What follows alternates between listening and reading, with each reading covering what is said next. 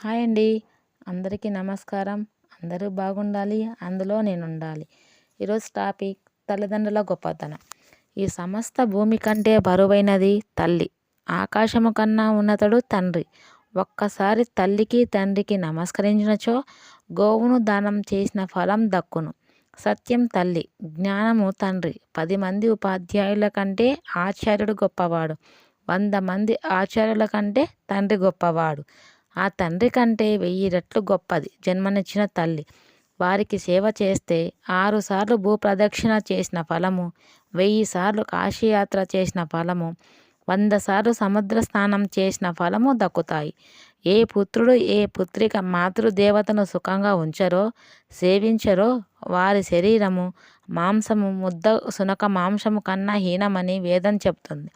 ఎంతటి శాపానికైనా నివృత్తి ఉంది కానీ కన్న తల్లి కంటనీరు తెప్పించితే దానికి 1,00,000 గోవులు దానమిచ్చినా 1000కి పైగా అశ్వమేధ యాగాలు చేసినా పోదు. తను చెడి బిడ్డలను చెడగొట్టిన తండ్రిని అసహించుకున్న తప్పు లేదు. చెడు నడతతో ఉన్న తల్లిని నిరాధారించిన అది తప్పేనని ధర్మశాస్త్రం చెప్తుంది.